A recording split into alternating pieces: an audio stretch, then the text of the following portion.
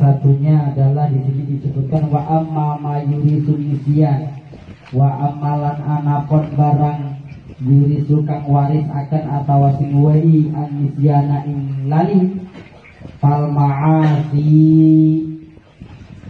Yang pertama maksiat. Jadi seberapa banyak menghafal tetapi ketika maksiatnya jalan, ketika maksiatnya tidak berhenti, ketika selalu membuat dosa, baik dosa kecil maupun dosa besar, maka ketika menghafalkan segala sesuatu itu akan terasa sulit. Kenapa? Karena banyaknya dosa, karena banyaknya penghalang atau hijab yang seharusnya menghafal 2-3 kali atau banyak-banyaknya 5 kali membaca langsung hafal, tetapi karena dihalang-halangi oleh dosa, dihalang-halangi oleh banyaknya maksiat, maka akan lebih susah untuk menghafal. Maka khusus bagi para santri, para thalabul ilmi, kita khususnya yang berupaya semaksimal mungkin untuk menghafal apapun, baik itu doa, amaliyah maupun hafalan-hafalan yang lain, maka salah satunya adalah berupaya semaksimal mungkin agar menjauhi perkara-perkara maksiat, perkara-perkara yang membuat Allah itu murka kepada kita. Jauhi semua itu, atau dalam bahasa lain takwa. Nek wong sing bener-bener takwa kepada Allah Subhanahu wa taala, merasa takut kepada Allah Subhanahu wa taala, insya Allah ketika menghafal pun akan diberikan kemudahan. Kenapa? Karena berupaya menjauhi perkara-perkara maksiat, berupaya semaksimal menjauhi perkara-perkara dosa. Disitulah maka dibuka pikirannya, dibuka hatinya untuk menerima ilmu yang Allah berikan. Bagaimana mungkin akan menerima ilmu yang baik, yang benar, bahkan dikatakan bahwa ilmu itu bagaikan air yang begitu jernih, di mana bahwa kita ini sebagai wadahnya, sebagai embernya. Satu contoh, ketika sampean mengambil air dari sumber yang begitu jernih, dari sumbernya atau bahkan dari gunung lain sebagainya, jernih, bahkan bisa langsung diminum sekalipun. Tetapi ketika wadahnya, embernya atau mungkin bahkan galonnya kotor, maka air itu akan menjadi kotor. Begitu juga dengan ilmu. Ketika ilmu yang begitu jernih dikocorkan oleh ulama, dikocorkan oleh para kiai, tetapi wadahnya kotor, maka itu akan menjadi kotor. Artinya apa? Ilmu, walaupun mendapatkan ilmu, ilmunya tidak ada manfaatnya. Ilmunya dapat, sama seperti sampai ngambil air, tetapi wadahnya kotor. Yang seharusnya bisa langsung diminum, yang seharusnya bisa untuk memasak, yang harusnya bisa untuk mencuci, karena wadahnya kotor, secara tidak langsung akan menjadi kotor, akan menjadi keruh dan lain sebagainya. Ketika sudah keruh, buat apa? Tidak ada manfaatnya. Begitulah ilmu, tidak jauh beda dengan ilmu. Maka salah satunya adalah berupaya semaksimal mungkin membersihkan wadahnya dulu. Wadahnya kita bersihkan, baru kita mengambil air dari sumber-sumber yang jernih. Siapa? Para alim, para ulama, para fuqaha, orang-orang yang faqih, orang-orang yang ahli fikih, orang-orang yang bijaksana, orang yang ulama amilin, orang-orang yang pintar, orang-orang yang cerdas, tetapi juga mengamalkan ilmunya. Itu salah satunya. Jauhi perkara maksiat, perkara dosa. Wal humum ini merasa prihatin, merasa sedih yang sedih yang begitu sangat sedih. Maka ketika orang sedang menghafalkan sesuatu tetapi memikirkan sesuatu yang tidak ada gunanya, artinya diperintahkan untuk menghafalkan Quran, diperintahkan untuk menghafalkan doa, diperintahkan untuk menghafalkan amaliyah yang lain, ternyata ia masuk dalam kategori kesedihan, ia selalu cemberut, ia selalu tidak semangat, maka menghafalkan lama apapun tidak akan mudah untuk masuk. Kenapa? Karena sudah terlalu sulit dengan kesedihannya, sudah terjerumus ke dalam lembah kesedihan. Makanya ketika sedih tidak perlu terlalu sedih. Susah untuk menghafalkan.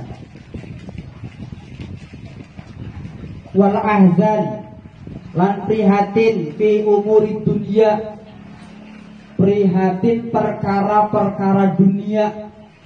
Apa bahasanya? Moyok perkara dunia, semaksimal mungkin ngurusin masalah dunia terus. Banyak urusan dunia itu kan banyak. Bisa harta, bisa juga jabatan, wanita, ngapunten yang notabene seolah-olah bukan dunia tapi ini dunia. Pujian ini apa namanya? Ketenaran, popularitas. Ini juga masuk dalam kategori dunia. Orang ingin populer, ingin dianggap paling hebat menurut orang lain. Ini juga masuk dalam kategori perkara-perkara dunia. Maka ketika menghafalkan segala sesuatu, tidak boleh untuk berupaya memikirkan perkara dunia. Benar-benar prihatin, benar-benar istilah katanya teman-teman lah, ngurusin dunia. Itu tidak boleh. Banyaknya hubungan itu juga tidak boleh. Wakasrotul azghali, akhir penggawean. Sampean dikongkon maca Quran, dikongkon menghafalkan juz amma, menghafalkan doa, menghafalkan sholawat, tetapi banyaknya pekerjaan yang menghampiri panjenengan, maka secara tidak langsung akan lebih susah menghafalnya. Sebab apa? Lebih ke arah pekerjaan, lebih mementingkan pekerjaan. Karena ketika banyaknya pekerjaan justru akan susah. Maka ketika menghafalkan sesuatu, menghafalkan Quran, menghafalkan lain sebagainya, harus menyempatkan, harus berupaya, bukan hanya sekedar waktu lebih, tetapi menyempatkan untuk dihafalkan. Satu contoh kayak ngapunten biasanya panjenengan dapat ijazah itu kayak, mohon maaf itu, hisib kalau hisib sudah panjang luar biasa. Ya, doa-doa yang pendek saja. Satu contoh seperti Sayyidul Istighfar. Ini karena nggak pernah dibaca, padahal pendek. Kalau nggak salah, kalau ditulis kurang lebih 4 sampai 5 baris. Tapi karena nggak pernah dibaca, nggak pernah dihafalkan, ya hafal-hafal. Padahal Sayyidul Istighfar itu sungguh luar biasa. Apa Sayyidul Istighfar itu? Rajanya atau bendorone istighfar. Sampean bisa menghafalkan itu sangat mudah. Bahkan ketika kita setiap ba'da sholat itu sebenarnya dianjurkan untuk membaca itu. Allahumma anta rabbi la ilaha illa anta khalaqtani wa ana 'abduka wa ana 'ala ahdika wa wa'dika mastata'tu wa a'udzu bika min syarri ma sana'tu abu'u laka bi ni'matika 'alayya wa abu'u bi dhanbi faghfirli fa innahu la yaghfiru dzunuba illa anta. Sebenarnya itu masuk dalam kategori wiridan. Cuman kalau itu dibaca, biasanya jamaahnya sudah pada kabur duluan, karena beralasan terlalu lama. Maka ya tidak apa-apa lah, yang pendek-pendek, yang singkat-singkat tidak apa-apa. Untuk sementara satu contoh bagi orang-orang yang awam, yang sibuk, tidak apa-apa. Tetapi kalau bagi orang yang tidak ahli zikir, yang biasa wiridan, tidak apa-apa dibaca. Nah, itu masuk dalam kategori istilah katanya kebijakan si imam. Tengok, makanya ketika ngimami itu kan setelah setelah salam itu dianjurkan untuk menghadap ini ke belakang, menghadap jamaah. Itu agar minimal ngerti. Oh, ternyata yang diajak Pak Toyo, berarti jangan terlalu lama ini. Contoh seperti itu. Kalau kelihatan dari depan. Amin. Pak Toyo,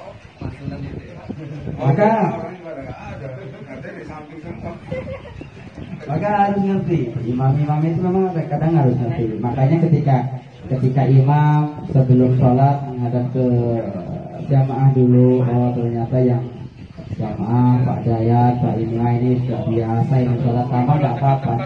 Sampai mau baca sabrihid, sampai mau baca amayata sa'alun di monggo. Tetapi ketika yang jamaah itu siapa namanya ya anak-anak kecil atau contoh, terus orang-orang yang sudah sepuh, sampai bacanya amayata sa'alun itu bukan jamaah namanya nyiksa. Kenapa? Iya, karena baginda Rasulullah Sallallahu Alaihi Wasallam pun ketika ini berkhusus ketika ada anak yang nangis. Jadi baginda Rasul Muhammad Sallallahu Alaihi Wasallam ini ketika mengimami, ketika jadi imam itu, ketika ada anak yang nangis atau mungkin ada orang tua yang mohon maaf secara kekuatan fisiknya sudah tidak kuat, itu ketika membaca surat sunnah itu tidak terlalu panjang, yang sedang saja. Bahkan ketika yang ada yang nangis sekalipun, itu Kanjeng Rasul itu mempercepat bacaannya, sholatnya itu dipercepat. Itu tadi. Makanya ketika ada imam-imam yang merasa dirinya wow terus bacanya ya mau silakan, tetapi jangan zalim kepada yang jamaahnya yang di belakangnya. Itu salah satu. Mengerti. Tuh silakan seperti doa-doa seperti itu atau mungkin doa-doa yang dari Al-Qur'an, diri itu monggo diamalkan ketika memang mendapatkan ijazah, sudah dapat ijazah monggo diamalkan, silahkan. Atau mungkin sholawat kan dengan sholawat fatih, sholawat naria itu sambil jalan tidak apa-apa. Sampai sholawat fatih yang yang ada nadanya sambil jalan tidak apa-apa. Bawa motor dari sini ke perusahaan tidak apa-apa sambil sholawatan. Kalau tidak salah saya pernah meriwayatkan yang dulu itu teman kita dari Ahbabur Rasul itu pernah tapi ini jangan ditiru, walaupun sebenarnya bagus. Beliau itu mendengarkan rotib menggunakan headset. Secara salah sih ya memang salah, karena memang ia membawa kendaraan. Tetapi dengan wasilah rotib itu ketika hanya mendengarkannya, mimpi lah bahasa kasar, terjadi sebuah kecelakaan dan lain sebagainya, tapi tidak apa-apa. Itu hanya mendengarkan, dan kita tidak apa-apa ketika perjalanan sekiranya sendirian, tidak apa-apa sambil baca apa yang kita bisa, sholawat, baca roti, monggo silakan. Jangan sampai kosong. Waktunya ada polisi seolah-olah tidak kelihatan sampean itu, selonong. Patoyo. Tegul ke ketak. Sekarang nggak ada tilang, paling tilangnya bisa pasti. Aman. Wakot zakar naan nahula yang bagi. Wakot lan teman-teman musnutur. Soko ingsun di annahu teman setuhune kelakuan layang bagi ora seyogyane lil akil bagi wong sing berakal ayyah tama ingin ta nusahake li amri dunia maring perkara-perkara dunia. Jadi ketika kita sedang menghafalkan segala sesuatu, jangan istilah katanya, jangan berupaya semaksimal mungkin memikirkan perkara-perkara dunia. Ya sebenarnya orang-orang yang menghafal ini, yang kemarin saya katakan ya, kelas-kelasnya si Dadi, orang-orang yang belum punya kebutuhan. Nah, kayak kita kebutuhannya sudah banyak kan, apunten. Yang mikirin ini, yang mikirin itu, lain sebagainya. Itu salah satunya. Makanya yang belum nikah, kakaknya Dani nggak nangis. Paling cuma Dani gitu. Nah, makanya berupaya semaksimal mungkin dimanfaatkan apanya? Waktunya sebelum memikirkan perkara-perkara yang lain dan lain sebagainya. Li'annahu la yadurru wa la yanfa'ulan orang manfaat wa humumud dunya. Sedih atau prihatin perkara dunia. La tahlu anil zulmati, sebab ketika kita sedih perkara dunia, memikirkan dunia sampai kita bahkan sedih. Fil qalbi itu akan anizul mati, akan membuat hati itu menjadi gelap. Fil qalbi, jadi ketika kita benar-benar serius memikirkan hanya pikirannya dunia terus, maka hati ini justru akan menjadi gelap. Berbeda wahumumul akhirah. Tetapi ketika kita prihatin perkara-perkara akhirah, memikirkan ya Allah, selama ini saya kok jarang ngaji, selama ini kok saya jarang jamaah, selama ini kok saya jarang melaksanakan amal-amal soleh, la tahlu anin nuri bil qalbi, maka yang ada adalah hatinya akan bercahaya. Ini bedanya. Ketika kita berupaya semaksimal mungkin memikirkan perkara-perkara akhirat, justru Allah akan memberikan cahaya di dalam hati kita. Wa yadharu asaratu fis shalah, wa yadharu lan tertela asaratun apa namanya, labete atau istilahnya bekase fis sholati ing dalam sholat. Nek wong bener-bener sholat, istilah katanya berupaya semaksimal mungkin melaksanakan secara kekhusyuan, maka akan ada bekasnya. Nah, pertanyaannya, sholat kita ada bekasnya atau tidak? Itu jawabannya ada di diri kita masing-masing. Ketika sholat kita benar, maka ada bekasnya itu tadi. Bekasnya bisa beramal soleh, seperti yang kemarin. Terus ketika amal kita, ketika sholat kita tidak ada bekasnya, berarti sholatnya yang bermasalah. Maka kembali, ketika orang-orang yang menghafal, salah satunya berupaya semaksimal mungkin untuk memperbaiki sholat. Wa hammud dunya yamna'u 'anil khairi wa humumul akhirah yahmiluhu 'alaihi wal istighalu bis sholati 'alal khusyu'. Sholat sing khusyu' wa tahsilul ulum.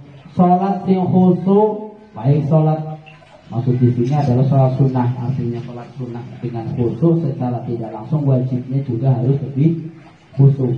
Ketika kita memperbanyak sholat sunnah dengan khusyuk wa tahsilil ulum, maka akan menghasilkan ilmu.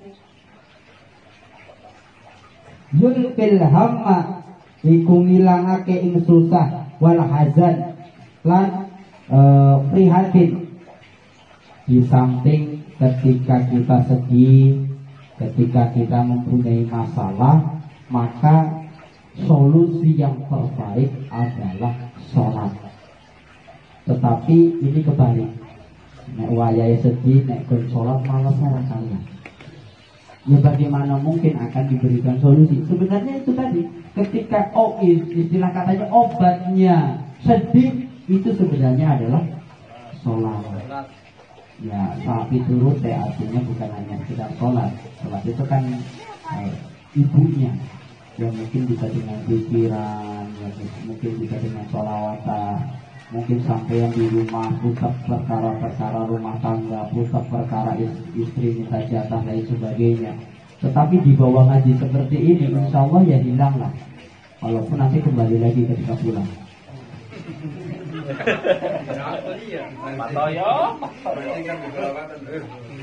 Tetapi ketika kita ngaji secara tidak langsung, pikiran-pikiran yang tadinya di rumah secara tidak langsung akan hilang. Karena apa? Karena Allah berikan cahaya, karena Allah berikan nur, maka hatinya terang, hatinya tenang, bisa berkumpul dengan sesama, bisa bersilaturahmi. Inilah pentingnya di saat kita sedih, maka justru diperbanyak untuk memperbanyak teman dengan cara bergabung seperti ini. Bergabung dengan cara yang baik, yang ngaji atau sholawatan atau pikiran, atau yang sekiranya ngobrol-ngobrol tetapi yang ada maslahah. Itu salah satunya. Wa qala Syekh Al-Imam Nasruddin Al-Hasani Murghinani fi qasidah, ngendikanipun Syekh Al-Imam Nasruddin Al-Hasan Murghinan di dalam qasidah Ista'in Nasrun Al-Hasan, amriha bitulung siro he Nasruddin bin Hasan fi kulli ilmin yuhtazan, ing dalem ngasilake saben-saben ilmu yuhtazan kang den kayak gini. Jadi ketika kita, mohon maaf ini yang sering terjadi, ketika kita menginginkan sebuah ilmu, maka pertanyakanlah. Satu contoh, Kang, saya pengen ngapalkan ini, saya ingin menghafalkan ini, sampai bisa nggak mengijazahkan? Kang, saya pengen punya amalan ini, pengen punya sholawat ini, bisa nggak? Tanyakan kepada siapa? Tanyakan kepada yang ahlinya. Satu contoh, sampean, ngapunten, saya sebenarnya pengen kaya, ini cara ngamalkannya bagaimana ya? Tetapi sampean tidak pernah bertanya kepada seseorang. Secara tidak langsung itu akan tidak diberikan. Tapi ketika ingin kaya, ingin supaya hatinya tenang, satu contoh yang batin, atau mungkin pengen kaya dengan membaca ya hayyu ya qayyum bi rahmatika astaghits. Berapa? Tidak banyak, cuma 1000. Itu salah satunya, satu contoh. Maka ketika sudah seperti itu, perkara-perkara yang kita inginkan itu akan kita dapatkan. Saya tidak paham perkara ini, tetapi panjenengan justru diam saja, maka semua itu tidak akan dihasilkan. Kang, punten, sampai ngerti nggak tentang perkara ini? Saya nggak tahu, mohon dijelaskan. Satu contoh, karena tanya ke Kang Mati dan lain sebagainya. Mohon silakan, yang sekiranya nggak paham tanyakan. Amalan-amalan yang sekiranya bisa diijazahkan, atau amalan-amalan umum, silakan. Amalan-amalan itu yang paling bagus itu yang mendapatkan ijazah langsung dari guru, satu contoh. Itu yang paling bagus itu seperti itu. Walaupun ada yang ijazahnya secara umum, monggo silakan. Tetapi juga banyak amalan-amalan yang diijazahkannya secara umum, artinya tidak harus ijazah. Tapi kalau rotib, ngapunten, kalau rotib itu memang harus ijazah. Terus tadi Kang Dayat hizib itu juga sebenarnya harus ijazah. Jadi harus hati-hati, harus teliti. Khusus kayak kemarin yang kita baca istighosah, itu juga sebenarnya harus ijazah dan sebagainya. Tapi ada beberapa yang sekiranya nggak harus ijazah, sampai perintah-perintah Al-Quran, monggo silakan.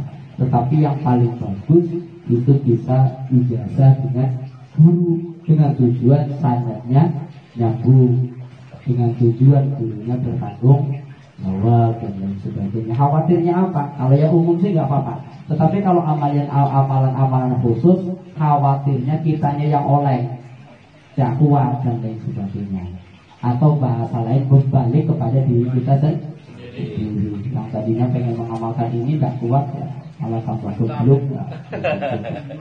Tambah gemblung, Ren. Makanya harus hati-hati ke perkara-perkara. Silakan, tapi ditanyakan. Sekiranya sudah mampu wadahnya, sudah cukup wadahnya, artinya wadahnya sudah cukup nih, mampu nih untuk mengamalkan, monggo silakan. Sampai cari guru siapa untuk mengijazahkan sesuatu ilmu yang monggo. Zakal ladzi yungfil hazan, utawi mengkono-mengkono ilmu yuhtazan, kang bisa ngilangake ing susah. Apa nih? Agar diberikan kemudahan. Satu contoh tadi yang tadi, Subhanal munaffis an kulli madyun, Subhanal mufarrij an kulli mahsud, Subhana man ja'ala khazainahu bainal kafi wan nun, Subhanahu idza qada amran fa inna ma yaqulu lahu kun fayakun, wa subhanalladzi bi yadihi malakutu kulli syai'in wa ilayhi turja'un. Itu juga salah satu doa untuk menghilangkan kesusahan, salah satunya. Wa ghairuhu la yu'taman.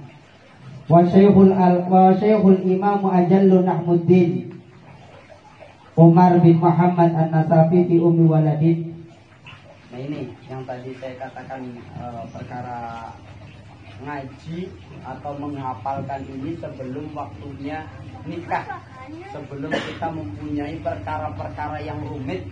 Ini ada salah satu riwayat, salamun ala mayyamatni bidhor fiha, di mana bahwa riwayatnya ada seseorang yang dimana bahwa orang ini begitu sangat cantik, begitu sangat luar biasa, sangat manis.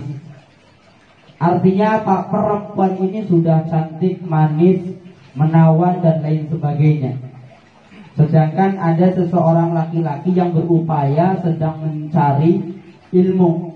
Nah, ini biasanya ketika pesantren, ngapunten, flashback ke belakang. Ketika pesantren itu biasanya godaannya wanita. Mungkin sama ketika sekolah pun biasanya seperti itu. Godaannya itu wanita.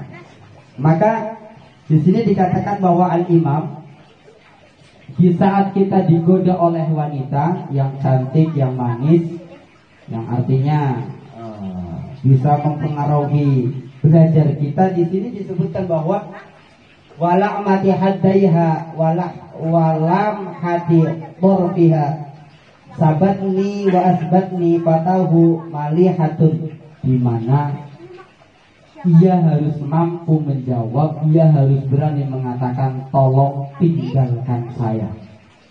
Artinya apa? Ketika di saat kita sedang menuntut ilmu, biasanya di belakang sudah ada yang menunggu. Satu contoh. Artinya apa? Wanita itu sudah menunggu untuk dinikahi lain sebagainya. Maka harus berupaya semaksimal mungkin, harus berani bicara, tolong tinggalkan saya. Saya sedang berupaya menuntut ilmu agar bisa menghasilkan ilmu. Itu harus berani orang-orang yang pesantren. Walaupun pahit sekalipun harus berani. Dengan tujuan apa? Dengan tujuan ketika kita menuntut ilmu, ketika kita benar-benar menghafal, itu tidak kepikiran perkara-perkara wanita. Ini salah satunya. Banyak terjadi ngapunten di pondok pesantren. Ini kalau yang tidak kuat, itu biasanya antara santri putra dan santri putri itu kembali kepada santrinya. Kamu mau nikah dengan saya dengan tujuan satu, kamu harus hafal A, kamu harus hafal B, harus hafal kitab ini. Itu ya santri yang paling diminati, itu santri yang seperti itu. Jadi mohon maaf, bisa dikategorikan jual mahal. Jual mahal itu dalam artian untuk memberikan semangat sih. Itu salah satunya. Jadi ketika ada seseorang yang menghampiri, ternyata kamu mau nggak dinikahkan dengan ini, yang wanita yang bisa dikategorikan cantik, manis dan sebagainya. Ketika tidak kuat di saat menuntut ilmu, maka hilanglah ilmu itu. Tetapi harus berani. Kalau memang mau, silakan tunggu saya dalam waktu sekian, dengan tujuan apa? Agar saya fokus untuk ngaji, fokus untuk menuntut ilmu, fokus untuk menghafalkan kitab, fokus untuk menghafalkan Al-Quran. Ini adalah salah satu riwayat yang dimana bahwa budak ini adalah, ini yang perempuannya adalah budak, tetapi budaknya begitu manis, begitu cantik. Siapa sih yang tidak tertarik dengan wanita cantik yang manis? Nah, orang ini harus berani mengatakan itu tadi. Dengan tujuan, di sini dikatakan sahobatu bita'asilil ulum wa kasbiha wa fi tilabatil fadli wal ilmi wa tuqa. Dengan tujuan agar menjadi orang yang menuntut ilmu, yang hasil ilmunya dan bertakwa kepada Allah Subhanahu wa ta'ala. Wa amma asbabun nisyani, sebab-sebabnya kita sering lupa. Di antaranya adalah fal aklu kurbatal rutbati. Ini kayaknya jarang. Memakan apa? Ketumbar basah. Ini kayaknya jarang. Tapi jangan. Yang kedua, wal tufahil hamidi. Memakan bagi orang yang sedang menghafal, bagi orang yang sedang menuntut ilmu, jangan biasakan memakan makanan apa? Apel sing kecut, apel yang masih asam. Oke, apel hijau itu asamnya loh. Nah, itu jangan. Kalau bagi orang-orang yang hafal. Tetapi kalau bagi kesehatan itu beda lagi.